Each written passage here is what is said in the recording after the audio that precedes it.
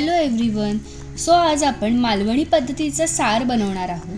त्यासाठी मी इथे धणे, सुरकुतीवाली लाल सुकी मिरची, एक कांदा, कोथिंबीर, लसूण, ओलं खोबरं, एक हिरवी मिरची घेतला आहे. इकडे मी मिक्सरच्या जारमध्ये धणे घेतले आहेत.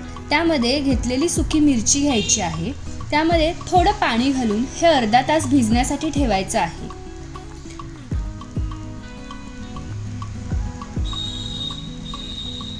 अर्ध्या तासानंतर धणे आणि लाल सुकी मिरची मिक्सरला बारीक वाटून घ्यायचं आहे.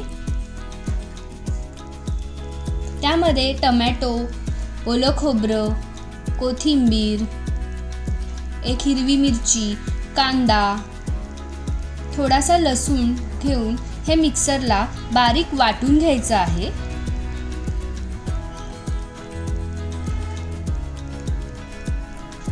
वाटण्यासाठी ह्याच्यामध्ये थोडं पाणी घालायचं आहे.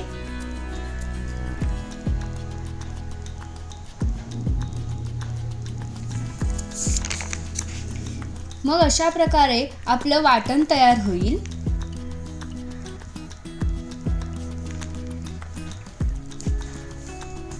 मग लसूण ठेचून घ्यायचा आहे. एका पातेल्यामध्ये थोडं तेल घालून तेल गरम झालं की त्यामध्ये ठेचलेला लसूण घालायचा आहे. थोडी कढीपत्त्याची पानं घालायची आहेत.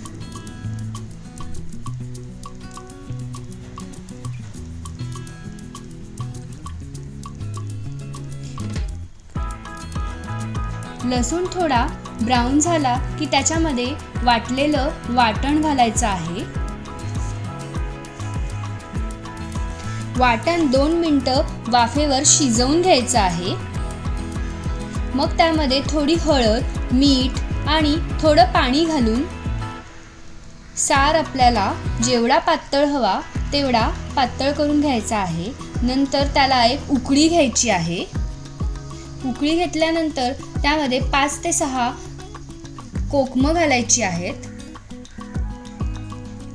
नंतर साफ करून धुवून घेतलेली कोळंबी घालायची आहे.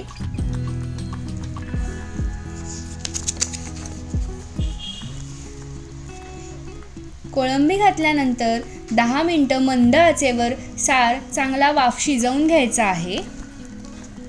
सार शिजल्यानंतर त्यावर थोडी कोथिंबीर घालायची आहे. अशा प्रकारे आपला मालवणी पद्धतीचा कोळंबीचा सार तयार आहे.